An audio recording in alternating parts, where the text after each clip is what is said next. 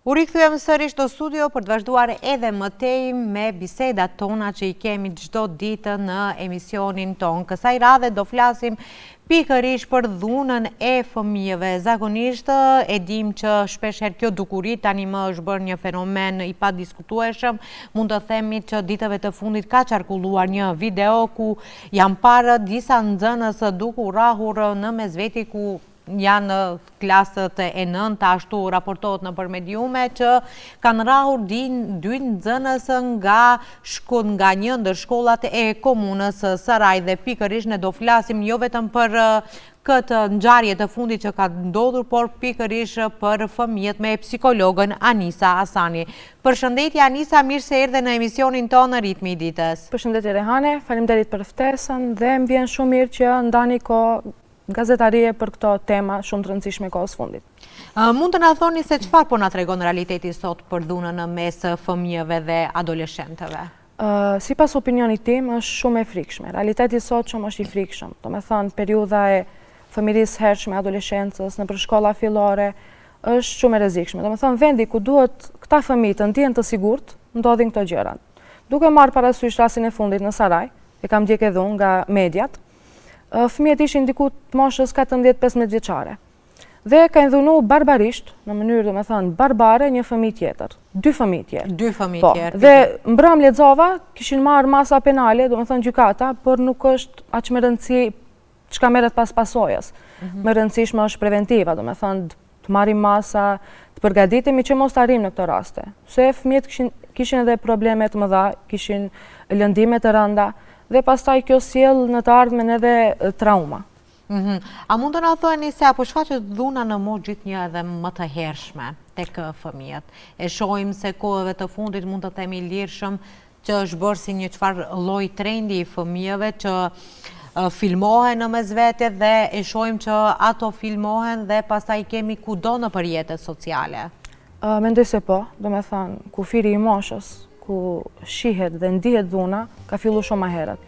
Kjo për shkak se fëmijët që në moshë shumë të hershme janë të ekspozuar para mediave, para teknologjisë, nuk kanë kufi, domethënë kufi njerëzor, kufi rregullash, nga ana e familjes, nga ana e shkollës. Dhe po, e bëjmë për vëmendje. Shumica e fëmijëve nuk dinë si të shprehin emocionet e veta në mënyrë tjetër, kur janë të frustruar, dhe i shprehin në anë të dhunës.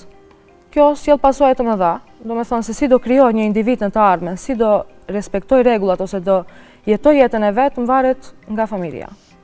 Mund të na thoni se si ndikon dhuna në zhvillimin emocional dhe social tek fëmijët? Ndikon si në zhvillimin emocional, si në zhvillimin social. Në zhvillimin emocional, domethënë këta fëmijë pikë së pari, nga fëmijëria nuk mësohen të shprehin emocionet e veta. Nuk dinë çka është emocioni dhe si menaxhohen, edhe pse janë para emocioneve shumë të forta. Ndërsa në aspektin social, këta fëmijë ose izolohen, ose në të ardhmen nga një cikël i dhunës së hershme, në të ardhmen do krijohen nga këto fëmijë dhunues ose viktimë. Domethënë modelin që kanë pa ato, në të ardhmen do jetë ose dhunues, do ushtrojë dhunë mbi të tjerët, ose do jetë viktimë nga modeli që ka pa, do pret dhunën, do dashuroj dhunën, do e duroj dhunën dhe nuk do kërkoj ndihmë. Si ti mësojnë fëmijët që të shprehen emocionet e tyre, por pak agresivitet, të themi, pa dhunë? Çfarë duhet të bëhet në këtë drejtim? Roli është i rëndësishëm në gjithë aspektet, domethënë nga mjedisi. Po pikë së pari, bazë ky që është familja. Familja e mëson këto. Domethënë, prindrit duhet të kalojnë sa më shumë kohë cilësore me fëmijët e vet. Ti mësojnë ti emërtojnë emocione, domethënë jo vetëm ti përballin me emocione shumë të forta dhe në të ardhmen ato fëmijë nuk dinë si ti menaxhojnë ato. Ti tregojnë fëmijës, për shembull, emocioni është i lejuar, por sjellja dhe pasoja pas këtij emocioni nuk është e lejuar. Shpreh emocionit me kohë, domethënë jam i zemruar, jam i mërzitur, të bëjnë dialoge me fëmijët e vet. Me fëmijët e tyre. Mund të na thoni sa i rëndësishëm është roli i familjes në formimin e sjelljes të fëmijëve? Është shumë i rëndësishëm, domethënë piknisja. Pika kyçe që fëmia do krijohet si individ në të ardhmen është familja. Domethënë, të flasim shembuj real. Në një familje ku ai fëmijë sheh vetëm dhunë, ose sheh babain gjithmonë duke dhunuar nanën, ose nanën duke duke dashur dhunën nga babai, duke mos kërkuar ndihmë, duke ia plotësuar të gjitha, ai fëmijë zakonisht e djemt ndodh që në të ardhmen të jenë dhunues. se modelin e kemë pa babajnë. Ndërsa vajzat të kemë fatin e nënës tyre dhe mos dinë si të kërkojnë ndihmë.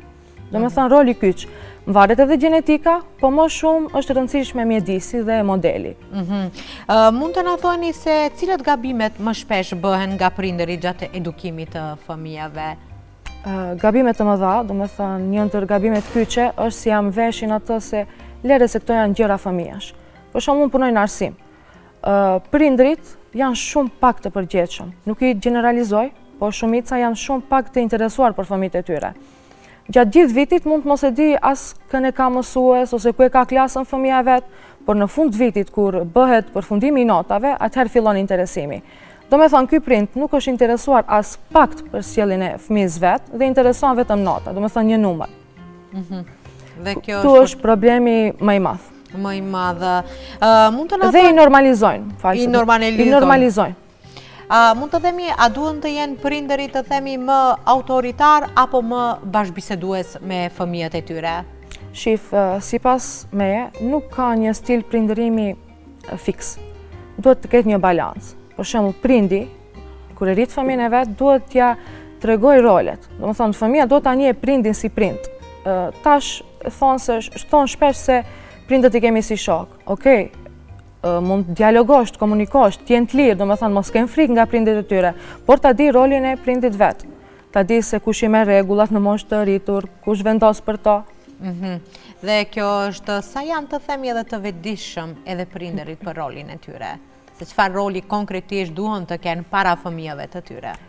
Mendoj se shumë pak, do me thënë kohës fundit e shohëm, shumë probleme ka, prindit nuk marrin as pak përgjegjësi, vrapojnë pas punëve, ndajnë shumë kohë me veten e tyre dhe nuk ndajnë kohë cilësore, ta ulin fëmijën e vet, të bisedojnë.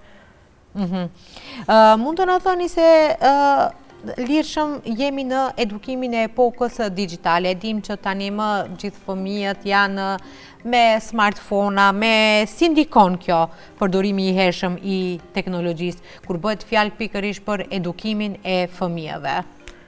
Digitalizimi, do me thonë, ka përshku gjithë botën, edhe këtu të ne. Pa kotë se themi se ti mbrojmë fëmijët, nuk mund ti mbrojmë, derisa gjithandej ekziston teknologjia, por duhet të vendosim kufi. Do me thënë, prindi si prind, duhet ta kontrolloj fëmijën e vet. Çfarë përmbajtje sheh, çfarë foto dërgon. Kemi shumë raste, unë i ndjek edhe shumë emisionet në shtetet fqinje në Shqipëri, do me thënë rastet më të mëdha të viktimave të dhunës janë nga digitalizimi. Të mëson fëmijët se nuk bën dërgohet foto, se pastaj pasojat janë të mëdha dhe kuptohen shumë vonë. Digitalizimi, teknologjia janë shumë të mira, nëse din të përdoren. Ti mësosh fëmijët si ti përdorin. Në mënyrën e duhur. Po, në mënyrën e duhur. Tash kemi edhe inteligjencën artificiale. Krejt thonë se është e dëmshme, por është shumë e mirë. Ai fëmijë mund të mësoj, kur i bën pyetje, ajo jep përgjigjen, mëson. Mund të krijojnë biznese, mund të marrin ide për aktivitete të ndryshme, por gjithmonë me kontroll. Duhet të kontrollohen dhe të mësohen si ti përdorin këto metode. Si ti përdorin. Shpesh në vlerësohet dhuna psikologjike. Cilat janë format të themi më të shpeshta të dhunës psikologjike? Shif, mediatike dhe të mëdha bëhet veç dhuna fizike, edhe atë në raste të ralla. Dhuna psikologjike është më e dëmshme edhe pse nuk shihet. Mund të shfaqet në forma të ndryshme, dhunë verbale, tallje, nënçmim, bullizëm e tjerë. Do me thonë, kjo dhunë i izolon fëmijët, u humb vetbesimin, nuk mund të krijojnë të ardhmen marrëdhënie sociale të shëndosha. A mund të themi se gjithçka fillon prej dhunës psikologjike, ndoshta edhe ajo dhuna nëpërmjet rrjeteve sociale që tani më edhe me foto gjithçka mund të bëjnë dhe bullizojnë njëri tjetrin në fëmijë dhe tani të arrim deri tek dhuna fizike. Patjetër, piknisja më e madhe, kur i ndjek këto raste që nga fillimi, piknisja më e madhe është nëpërmes online. Plus ka një problem se online nuk e di kush shkruan. Dhe fëmijët nuk din ku të kërkojnë ndihmë, ndjehen gjithmonë në ankth. Do me thonë, do del nesër në rrugë, do frigohet të shkojnë në shkollë, do izolohet, këto janë shenja që duhet shihen. Dhe kjo sjell si pasojë dhunës fizike. Mund të na thoni se sa e rrezikshme është dhuna online për fëmijët dhe adoleshentët? Është shumë e rëndësishme, ju humb vetbesimin komplet, në rast se nuk vret herët. Do me thonë, duhet vrejnë shenjat e para të fëmija, kur ndjehet i izoluar, i friksuar. Dhe kjo vjen të hershëm. Duhet të kenë shumë kujdes me kë komunikojnë, t'i kontrollojnë fëmijët me kë komunikojnë. Çfarë roli kanë të themi edhe prindërit në parandalimin e dhunës, por edhe kur bëhet fjalë nëse fëmia i tyre është edhe viktimë e dhunës? Roli është shumë i madh i prindërve. Nëse fëmia i tyre është viktimë, duhet ta dëgjojnë, të komunikojnë. Në shumë raste të ne fshehen këto. Duhet kërkohet ndihmë profesionale. Nëse ti nuk mund si prind t'i ndihmosh fëmijës tënd, domethënë gjendja ka arrit në kulminacion, duhet kërkohet ndihmë profesionale. Edhe e njëjta nëse fëmia jote është dhunues, nuk duhet justifikohet. Te ne prindërit i normalizojnë këto. Hajtë se është i vogël, hajtë se janë gjëra fëmijësh, do rregullohen. Këto nuk duhet justifikuar. Duhet gjetë metodë, strategji që të zbatohet dhe të rregullohet, ose të kërkohet ndihmë.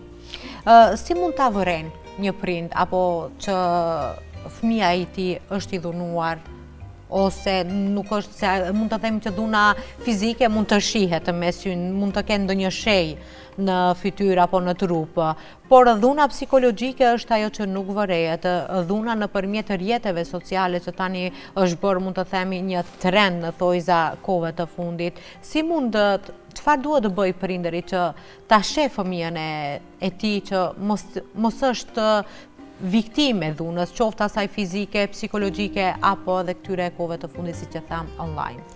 Kjo ndodh shpesh dhe Rejhane besom se vrehen. Duhet disht i vresh, si tash, duhet kalohet kohë me fëmijët. Vrehen sepse ato izolohen, kanë ndryshime oreksi, kanë mungesa në shkollë, refuzon fëmija të del në shkollë, të shkon në shkollë, ose të kryej aktivitetet përditshme. Nuk i bëhet asgjë, mërzitet, ndoshta qanë, dikush nuk i shpreh. Shpesh ka fëmijë kohës fundit të shprehin me vizatime, jo vetëm fëmijë të vegjël, edhe adoleshent, duhet i kontrollohen këto gjëra fëmijësh. Ti sheh përmbajtjet, çfarë shpërndan nëpër rrjetet sociale, se ndoshta nuk di të shpreh emocionet me fjalë, po me ato që shpërndan me foto, me thënie, shihet gjithçka. Por duhet kohë, të kalohet me fëmijën shumë kohë. A duhet të flitet të themi më shumë me fëmijët, sidomos prindërit të bashkëbisedojnë? Duhet të flitet shumë, domethënë jo ta friksosh. Se të ne ose vendosin rregulla shumë strikte, ose nuk vendosin as pak, i lën fëmijët komplet lirë. Duhet të ketë një balancë, të ketë dialog, të komunikohet, ti tregosh atij fëmijë se ti je aty për ta. Domethënë, fëmijët kanë nevojë për të rritur, për një figurë të rrituri. Nuk mund të vendosin vetë. Domethënë, mos i lëm aq të lirë që të bëjnë çka duan vetë, por as mos i lëm pa ndihmë, pa mbështetje. Mund të na thoni sa janë shkollat të përgatitura për kësi lloj raste, dhe a është mund të themi mjaftueshëm vetëm një psikologe të jetë në një shkollë me një numër të madh të nxënësve? Ne e dim që në shumicën e shkollave kemi vetëm nga një psikolog, nuk di ende kanë në ndonjë shkollë që janë 2 psikologe. Nuk ka 2 psikologe, sa e di unë. Bile nga qyteti ku vi unë, nga Tetova, ka shkolla ende pa psikolog. Është e tmerrshme. Domethënë kërkohet ndihmë nga shkolla tjera në raste shumë të ralla. Shkollat mendoj se mundohen të përgatiten, por nuk janë mjaftueshëm përgatitur. Shkolla si institucion, domethënë nuk quhet kot edukativ arsimor, të jep edukat dhe arsim. Po te ne inveshin më shumë ose merren më shumë me arsimimin. Edhe pse, për shembull, kam një shembull konkret, e kam menduar shpesh dhe e kam biseduar me kolegë. I vendoset shpesh faji shkollës. Shkolla nuk mund ta krijojë një individ perfekt me 3-4 orë ose 5 orë. Baza është familja. E mendojmë kështu, nga një klas, nga një arsimtar ose nga një shkollë e njëjtë, kanë dalë gjenerata doktorësh, profesorësh, shkencëtar, shumë të suksesshëm. Po ashtu nga njëti profesor kanë dalë edhe kriminal ose përdorues droge. Si t'janë veshin fajin ta shkollës? Nuk them se nuk ka rol, ka rëndësi shumë, por të punohet në kontinuitet. Jo një herë në vit të bëhen trajnime ose seminare për dhunën. Vazhdohet, punohet në kontinuitet. Çfarë duhet konkretisht përveç trajnimeve dhe në këto raste të tilla? E dim që kohët e fundit është bërë gjithkund, mund të themi që në çdo shkollë ka dhunë mes nxënësve. Çfarë duhet konkretisht të mirët? A duhet të ketë një bashkëpunim të themi mes nxënësve, mes shkollës, prindërve, por edhe institucioneve të vendit? Po, edhe jo vetëm trajnime për nxënësit, duhet të ketë trajnime sa më shumë për mësuesit. Në rast se nuk është psikologu, duhet di të intervenoj në raste edhe mësuesi. Po ashtu bashkëpunimi është shumë i nevojshëm. Bashkëpunim prind, mësues, psikolog, e tjerë, gjithë mjedisi, domethënë që bën pjesë në atë stafin ndihmues të fëmijës. Po të ne i marrin gjërat më ndryshe. Nëse një fëmijë drejtohet në psikolog shkolle, mund të vi prindi dhe ndodh shumë shpesh të kërcënojë arsimtarin ose t'i thotë se pse ma ke etiketuar fëmijën si të shmendur. ende, do më thënë, ka përmirësime në këto sfera, në këto fusha, por jemi ende me mentalitet shumë më mbrapa. Mund të na thoni se cilët janë hapat konkrete për të edukuar fëmijët me empati dhe të themi me respekt? Modelimi. Ta tregoj një shembull konkret që gjithë nga fusha ku bëj pjesë unë, nga psikologjia e njohin, do më thonë është shumë i njohur. Është bërë para shumë viteve një eksperiment nga një psikolog, quhet Bandura. Nuk e mba mend fiks vitin, por është shumë amati, që na jep informata edhe sot. Do më thonë atëherë i ka bërë një eksperiment, ka marrë diku të 70 fëmijë, i ka ndarë në grup kontrolli e tjerë. Të disa fëmijë merr një kukull dhe i lën fëmijët t'i shohën të rriturit duke e goditur kukullën. Edhe pastaj provon njëjtë me fëmijën, i le vetë ato u le kukullën. Të gjithë fëmijët që e kanë pa atë sjellje, vazhdojnë ta gjuajnë kukullën. Edhe pse as nuk janë shpërbly, as nuk janë dëshku. Do të thonë nuk ju është dhënë një çokoladë ose diçka fëmijëve, vetëm që kanë pa. Do të thonë është shumë e rëndësishme vëzhgimi, observimi dhe modeli prindëror. Atë që shohin fëmijët bëjnë, atë imitojnë. Do të thonë zakonisht familja apo prindërit janë pasqyrë e fëmijëve. Periudha më e rëndësishme është periudha e fëmirisë hershme. Gjithçka që ne presim nga ky fëmijë që në të ardhmen të bëhet individ, të krijojë familje, të punojë, të respektojë rregulla shtetërore ose rregullat e jetës, do varet nga fëmijëria, se si veprojmë ne, çka shohin ato. Se shpesh fëmijët kur janë shumë vegjël nuk dinë fjalë, shohin, vëzhgojnë. Ajo që shohin me sy është shumë e rëndësishme. Shumë e rëndësishme. Mund të na thoni se kur një fëmijë duhet të dërgohet tek psikologu, jo vetëm të themi viktima, por edhe dhunuesi në këtë? Okej. Siç thash, do të thonë duke i pa shenjat. Nëse fëmia jot shfaq agresivitet në shtëpi, ose edhe për gjërat më të lehta, nëse izolohet, nëse frustrohet, shpesh këta fëmijë nuk din t'i shprehnë emocionet e veta. Prandaj zgjidhja e vetme për to është dhuna ose dominimi. Nuk janë të lirë në shtëpi, mendojnë se nuk i dëgjon askush dhe çka bëjnë, gjejnë viktima ose njerëz pak më të dobët se këto që shprehin frustrimet e veta. Kur konkretisht e patap fjalën që fëmia duhet, jo vetëm nëse vërejmë shenjat e para, që një fëmijë mund të themi është dhunues apo është edhe viktim, duhet të dërgohet tek psikologu me një herë? Patjetër, të kërkohet ndihmë profesionale, të bëhet një vlerësim i gjendjes, do të thonë ta dimë ku gjendet ai fëmijë. Mos presim që gjërat të përshkallëzohen, të arrijnë në kulminacion, se shpesh nuk ka zgjidhje ose zgjidhja është shumë e vogël, rezultati është shumë i vogël. Ju e cekët edhe më herë se momentin që shohin në një ndryshim tek fëmijët, ne e dim se çdo prind njeh sadopak fëmijën e vet, jo sadopak, po më shumë po se të gjithë, po do më thënë e një momentin që e shet me fëmijën e ti nuk është gjithçka në rregull, atëherë duhet të kem parasysh të pyesin, ndodhe raste edhe pse e shohin fëmijën që nuk është mirë, ndoshta ka nuk e din, duhet të edukohen, të interesohen. Ndoshta dhe nuk marrin dhe ju e cekët edhe merre se ka prind të cilët të shkojnë vetëm kur vjen fundi i vitit shkollor për të intervenuar për notat, për një numër siç e cekët edhe. Periudha më e rëndë te stafi arsimor është ajo. Domethënë nuk vlerësohet stafi arsimor atë sa duhet, aq shumë sa ka presion. Domethënë mund ta kërkosh prindin e një fëmie gjatë gjithë kohës, nuk ta hap telefonin ose nuk interesohet as pak. Por kur vin puna e notave, ato janë aktiv, mund të themi. Dhe në fund, Anisa, cili është mesazhi juaj për prindërit dhe shoqërinë lidhur me dhunën në mes fëmijëve?